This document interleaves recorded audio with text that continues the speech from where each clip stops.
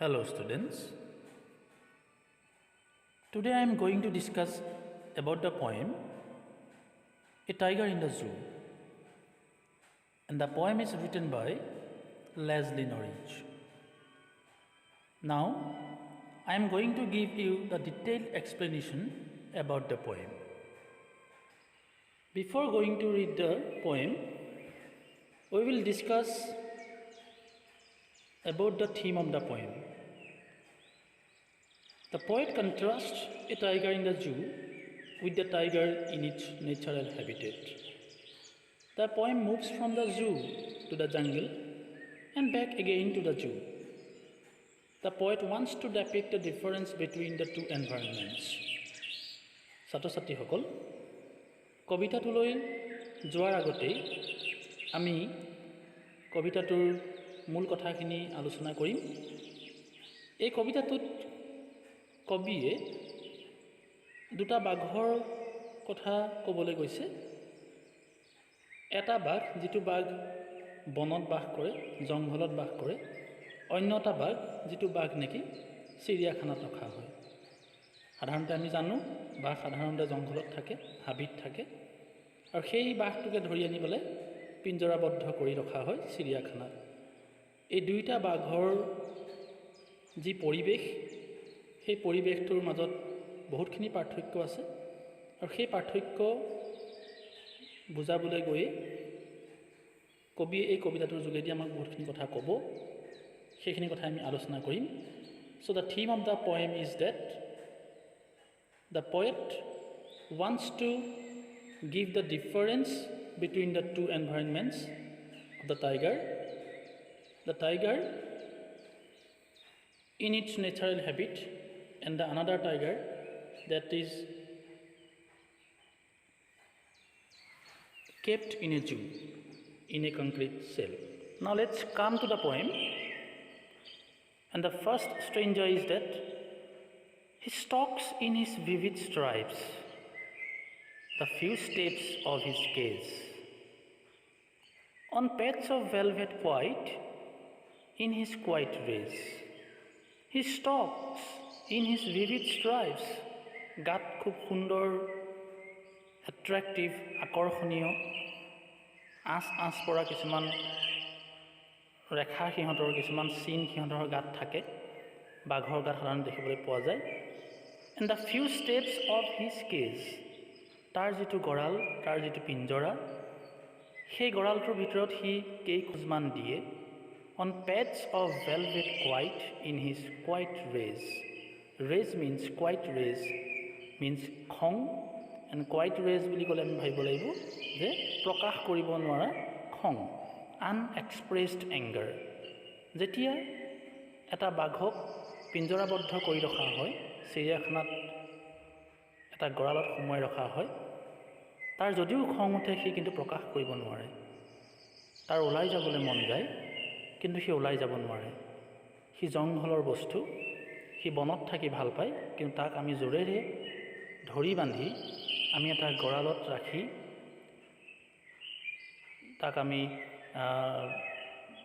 তাক চোৱাৰ ব্যৱস্থা কৰোঁ, তাক চাবলৈ মানুহ যায়, কিন্তু সি তাৰ খংখিনি প্ৰকাশ কৰিব নোৱাৰে। সেই সময়ত খঙত জ্বলি পকি থাকে, হ'লেও দুই এখোজ গঁৰালটোৰ ভিতৰতে দিয়ে, আৰু এই ধৰণেই বাঘটোৱে সেই সময়খিনি পাৰ কৰিবলগীয়া হয়। সেয়ে কবিয়ে কৈছে, he stalks in his vivid stripes the few steps of his cage. গঁৰালত কেইখোজমানহে সি দিয়ে, এফালৰ পৰা সিফালে ঘূৰি ফুৰে। On pads of velvet white in his quiet rage, প্ৰকাশ কৰিব নোৱাৰা খং মনৰ ভিতৰতে ৰাখি সেই সুন্দৰ জন্তুটোৱে এফালৰ পৰা অন্য এফালে গঁৰালটোৰ ভিতৰতে ঘূৰি ফুৰে।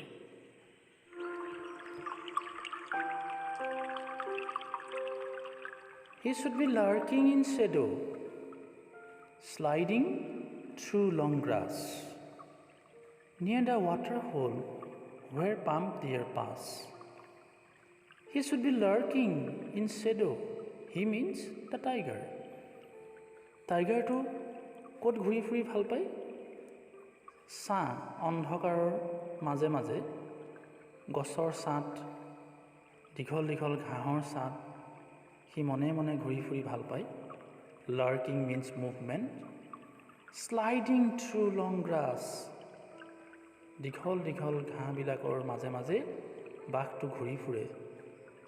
Near the water hole, water হোলৰ পানীৰ নিজৰা, চ'ৰ্চ অফ ৱাটাৰ, সেই পানীৰ নিজৰাৰ কাষে কাষে বাঘটোৱে দীঘল দীঘল ঘাঁহনিৰ কাষে কাষে ঘূৰি ফুৰে। বাট হোৱাই, কিন্তু কিয় ঘূৰি ফুৰে সি? In search of palm deer পাছ, স্বাস্থ্যৱান শকত আবত কেনেবাকৈ তালৈ হৰিণ আহে নেকি, হৰিণ পানী খাবলৈ আহে নেকি, সেইটো চাবলৈ সেই চিকাৰ পোৱাৰ উদ্দেশ্যে এটা বাঘে নিজৰাৰ কাষে কাষে দীঘল দীঘল ঘাঁহনিৰ মাজে মাজে মনে মনে ঘূৰি ফুৰিব বিচাৰে, মনে মনে ঘূৰি ফুৰে। সেইটোৱে হৈছে বাঘৰ এটা সহজাত প্ৰবৃত্তি। So' the poet has given a brief description through the poem that a tiger should be lurking in shadow, sliding through long grass near the water hole where palm deer pass. Here, a water hole is a small pond like water source that provides water that the thirsty wild animals drink. The poet has given us the description that the tiger should be lurking near the water hole because to catch the palm deer.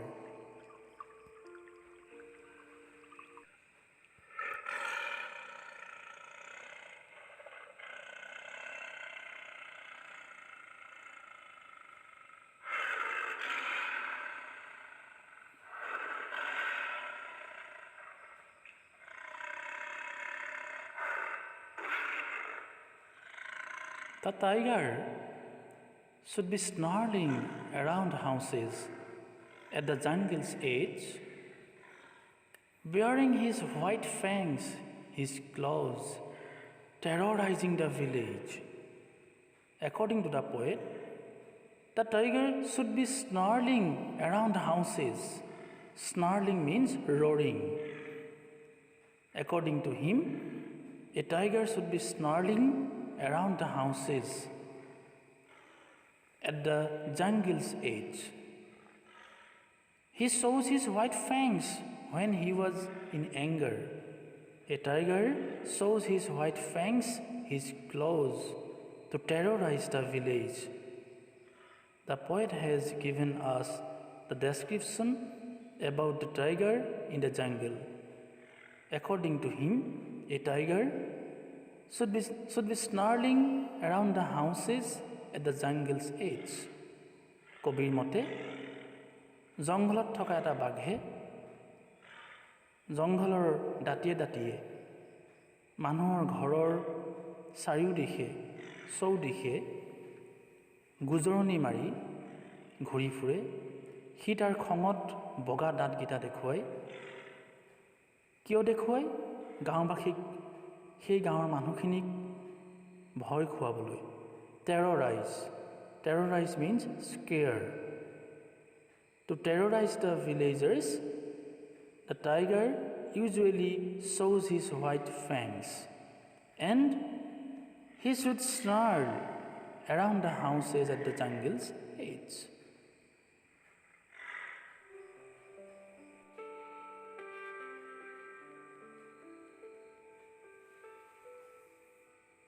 Now, we are talking about a tiger that is locked in a concrete cell. That means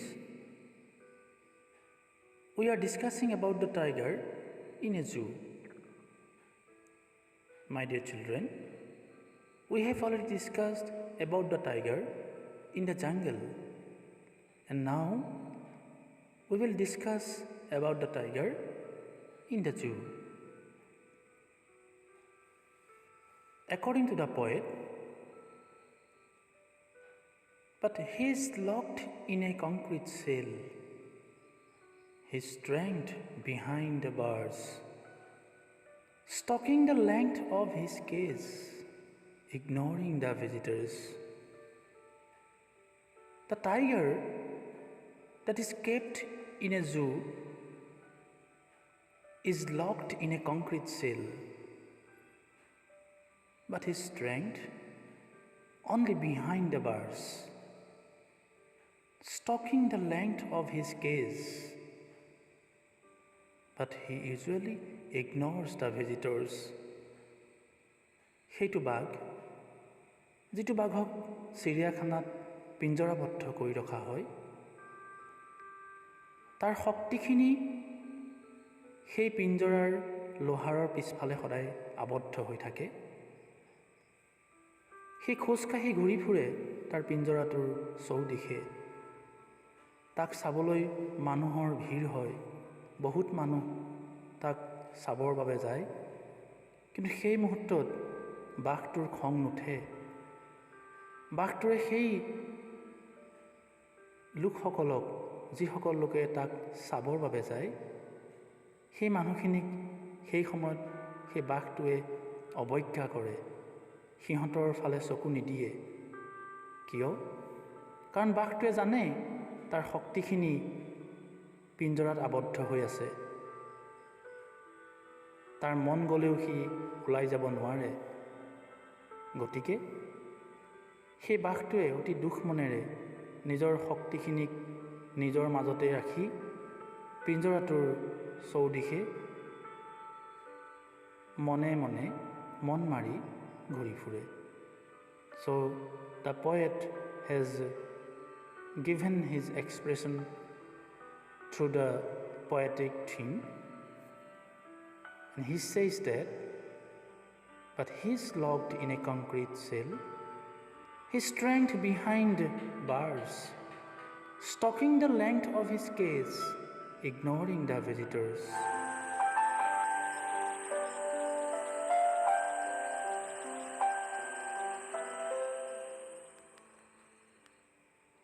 The tiger in the zoo hears the last voice at night, the patrolling cars,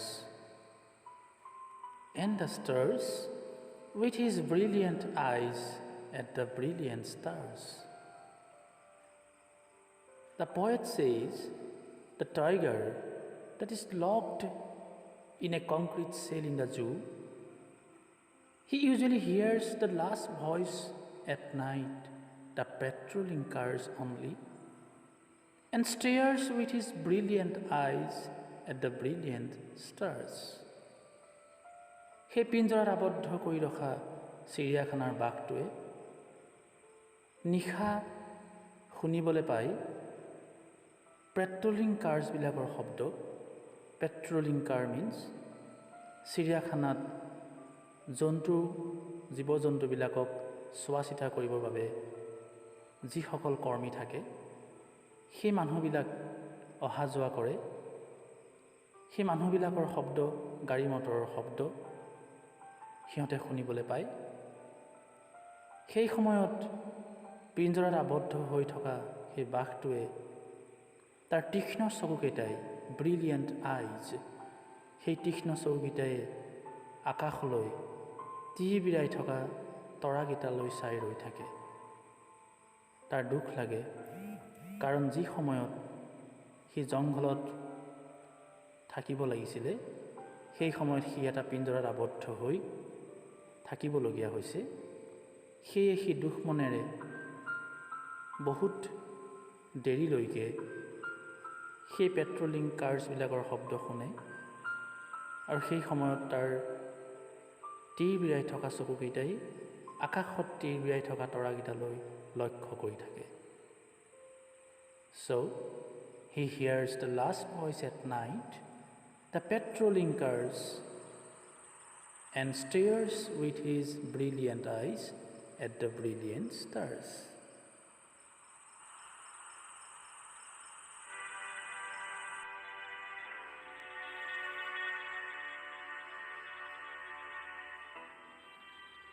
In this way, The poet has given the differences between the two tigers. The tiger that is kept in a concrete cell in the zoo and the tiger in the jungle. He has given the difference between the two tigers. According to him, a tiger should be lurking in the shadow in the jungle. He also says that the tiger in the zoo is never happy. He always feels happy in the jungle because it is a wild animal, but we, the people, usually locked the tiger in a concrete cell in the zoo. In this way, through the poem, A Tiger in the Zoo, the poet has given us a brief description about the differences between the environments of the two tigers, one that is in the jungle and the other one that is in the zoo. And this is the summary of the poem, A Tiger in the Zoo.